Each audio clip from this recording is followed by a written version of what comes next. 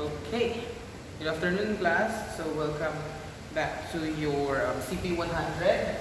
So this would be the lecture or the discussion for your module 2. So as you can see in your module 2, it is just a continuation of the module 1, which is for your health assessment. Now, when it comes to health assessment, yung module 1 ninyo is about how will you do the health assessment, what are the techniques that you will do for your for assessing your patient. Now, when it comes to this module 2, it is more often with health assessment pa rin siya, pero it is most likely tackled about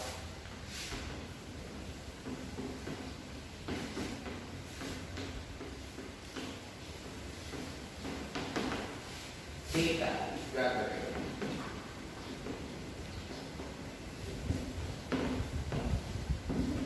Now, during your module 1, it is still a data gathering, but this is for physical assessment. So, this is for the module 1, physical assessment. The techniques, ways, you have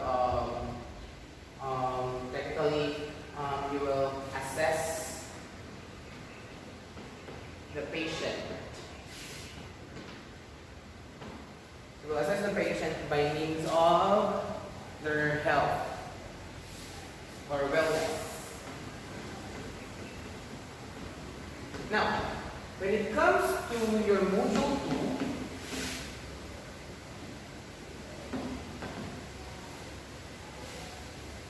it is for objective purposes,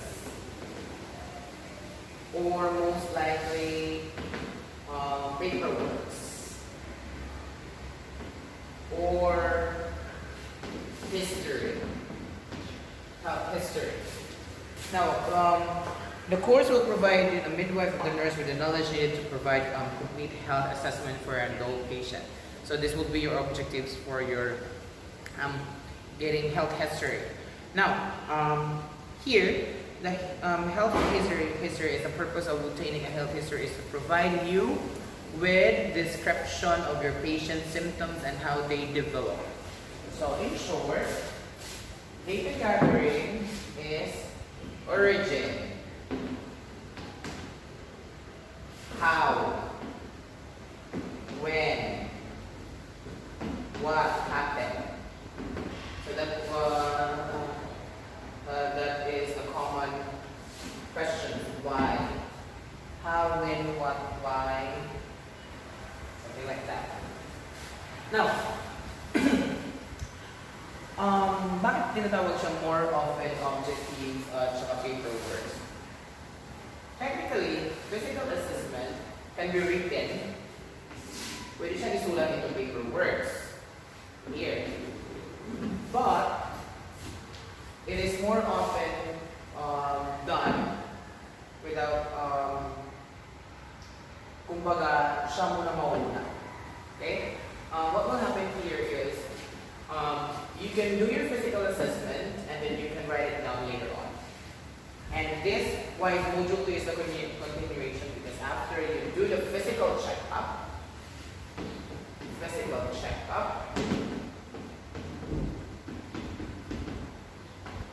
you will write it down for record purposes.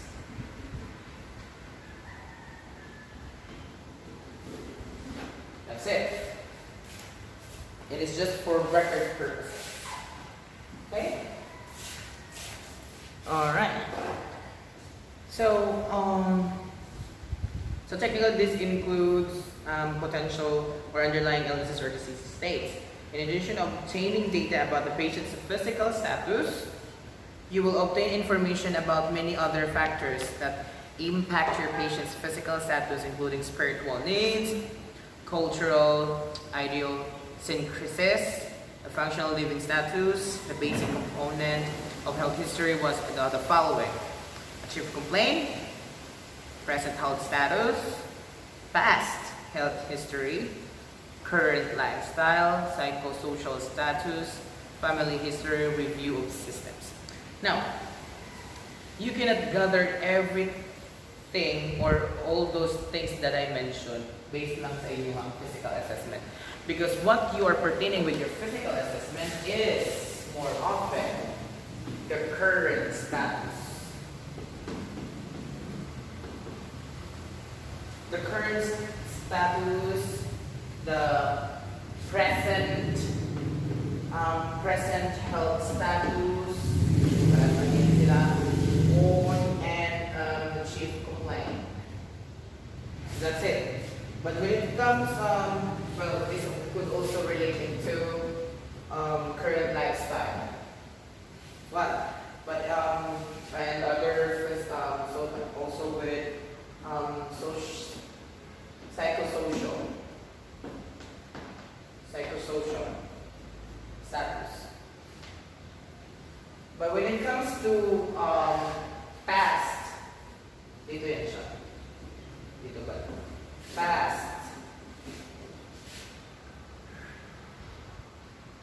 Past history, health history, family history, if it's inheritance, pwede din siya sa lifestyle, ito din yan siya. But technically, all of this can be seen in your assessment. But all of these things is recorded in your data gathering for yung module 1 and 2, as I mentioned a while ago, parehas lang sila data gathering. But most likely, data gathering for physical assessment, kinukuha mo yung data ng pasyente mo base sa anong nararamdaman niya ngayon. Data gathering sa module 2, kinukuha mo base kung saan nagsimula, bakit nagkaganito, may ganyan sakit pa sa pamilya ninyo, saan mo ba ito nakuha, something like that. But nevertheless, both of them were data gathering. But the module 2 pertains about the recordings or the record. Okay? Now, your module was being segregated on the following criteria of how to get the health history, like the chief complaints, present health status, past health history, current lifestyle, psychosocial status, family history, review of systems. It was being identified or give meaning to the next page. Now, as you can see there, that is very understandable. Chief complaints, all you have to do is ask. Literal. Yung like word na anong masakit, anong nararamdaman mo. Kumbaga, it's the complaint. Pumunta yung pasyente sa hospital because may nararamdaman siya, sasabihin niya yun. That is the chief complaint. Present health status, how these chief complaints affect the overall health, just for this present or this current. Now, the PQRST, that will be the provocative or palliative, quality, region and radiation, severity, and timing. Now, what makes the symptoms better, or what makes the symptoms better or worse? So that will be provocative and palliative. This is about your present health status. Most likely it is just under your chief complaint. The quality, describe the symptoms. Technically, you will describe it because you complain. You will describing it.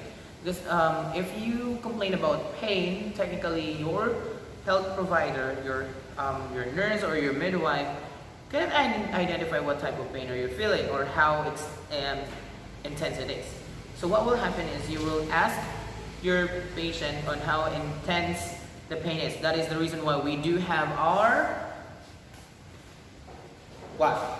We do have our pain scale.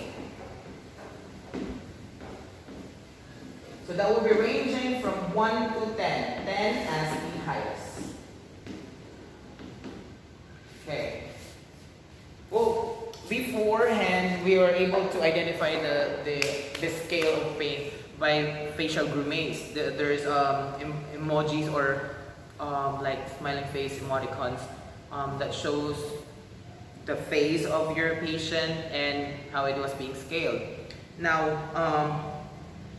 that would be this would be pain scale that would be a subjective, because technically your patient will just give you the numbers based on what they're feeling, right? And you technically don't know if it's correct or wrong. But what best way to avail correct information from your patient is let them know your purpose. That is what you call. That is why rapport is very important when it comes to health professionals and patient interactions. Because when you establish rapport, that's the time that your patient will trust you and provide you correct information. That is the best thing that you should know first. Okay? Now,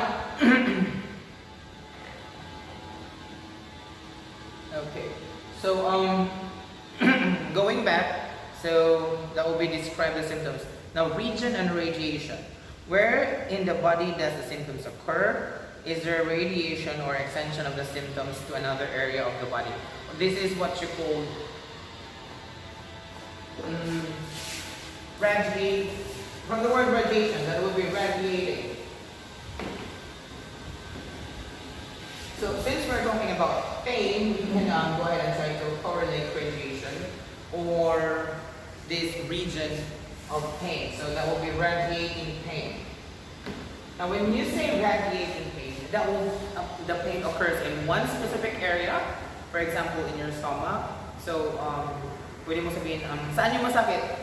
Dito yung masakit, pero pumupunta siya dito, pumupunta siya dito, pumupunta siya dito, pumupunta siya dito, pumupunta siya dito. Buong katawan na masakit.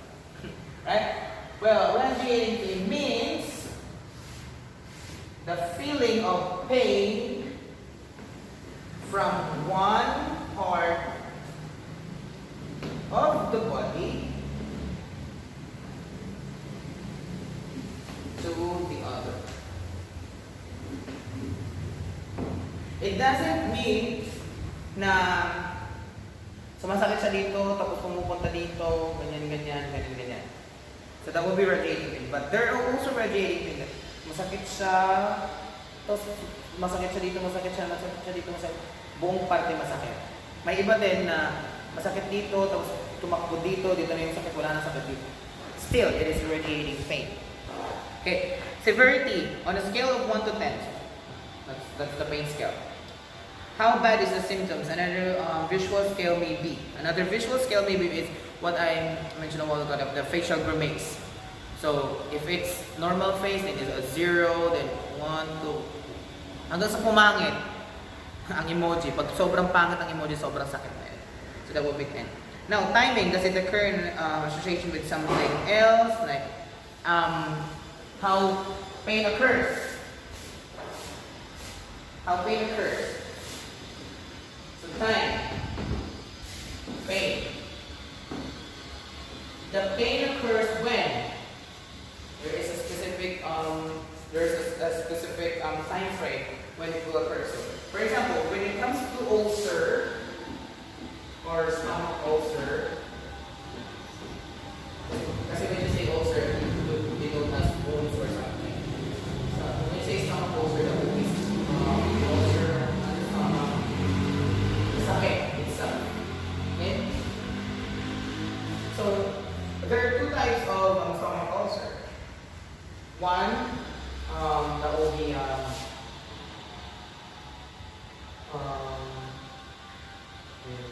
one. I mean two types. There are types of ulcer which the wound or ulcer occurs. So it could be in the stomach itself or in the colon. Okay.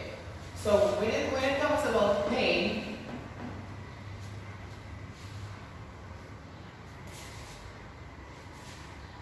I forgot. So this is just an example, but I forgot the terms of the stomach ulcer and the colon ulcer. These are the two parts where the stomach ulcer occurs. So when the stomach ulcer, this part of ulcer, the pain occurs if the patient is not eating.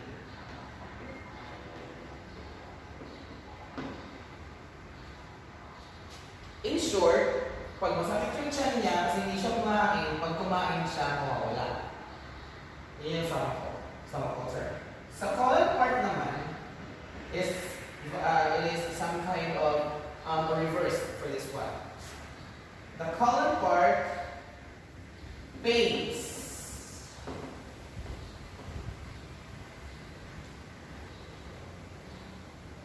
when eating.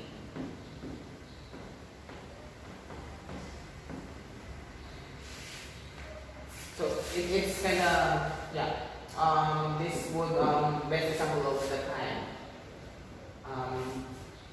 Kung kumbaga nasasaktan ka kailan, nasasaktan ka pag, kunyari, in a relationship, nasasaktan ka pag naghiwalay na, nasasaktan ka pag cold na siya, nasasaktan ka pag binabaliwala ka niya, ganun lang yun. Time, kumbaga kailan kakaroon ng sakit. Parang gano'n.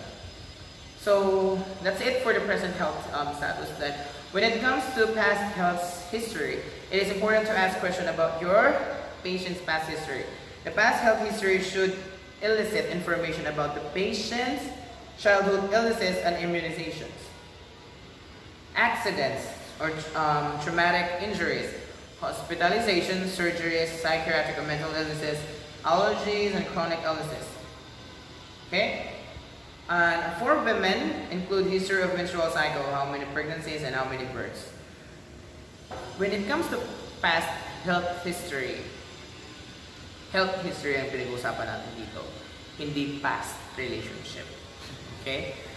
So when it comes to past health history, tatanungin yan ng medical practitioner, nurse, ng midwife, lahat ng pwedeng matanong.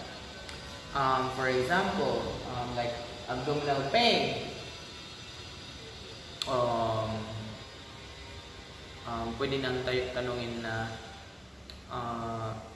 may nagkakasakit din ba ng ganito sa pamilya, na naoperahan ka na ba nito, na-diagnose ka na ba nito, na-hospitalize ka na ba nito dati.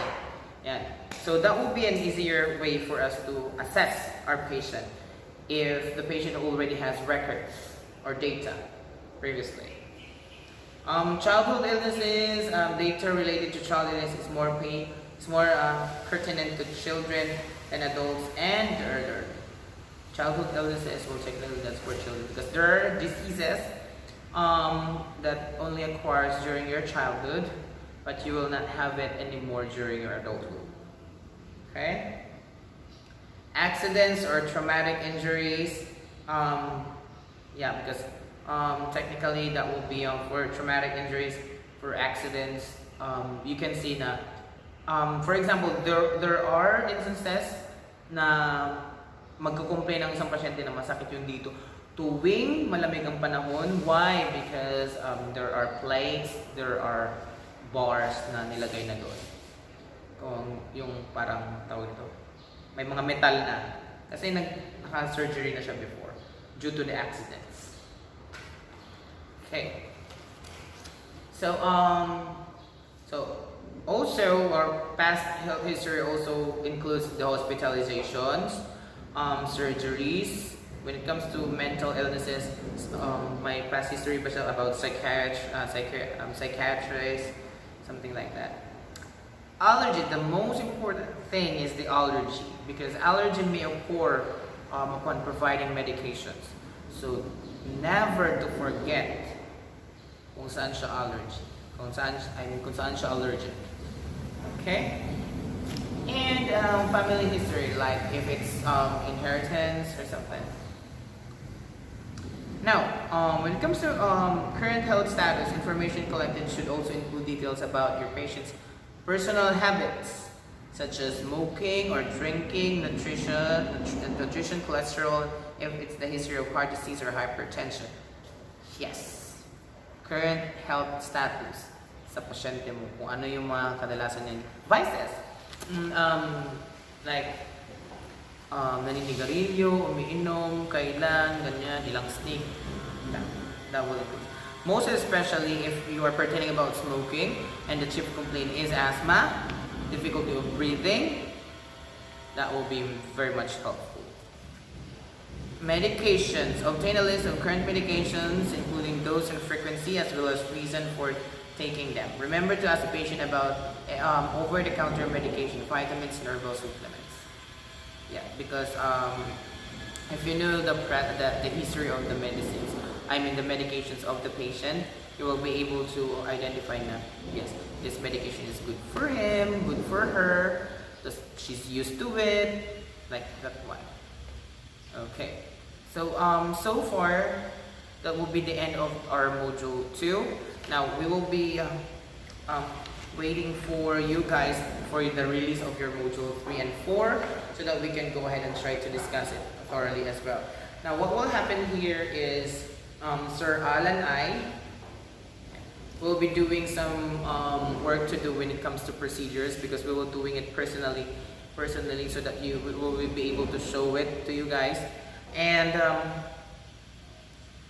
Sir Al may be already sent you some clips on the procedures like hand washing or so, but nevertheless I will go ahead and try to have my time as well to do the procedure so that I can post it in this class. So for now, that will be the modules 1 and 2 for your CP100, and I will be giving you quizzes on Monday.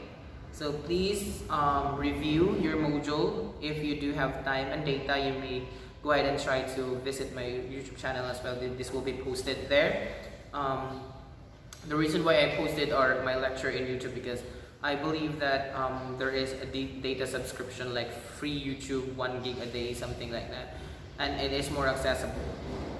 Okay, because if I direct my video to you guys, that will be a greater capacity for your phone, but when it comes to uploading it to YouTube, YouTube will adjust based on the capacity of your phone. Nevertheless, it will play if you do have data.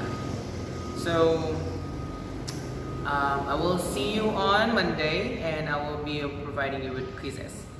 Okay, so for now, thank you and stay safe. Bye.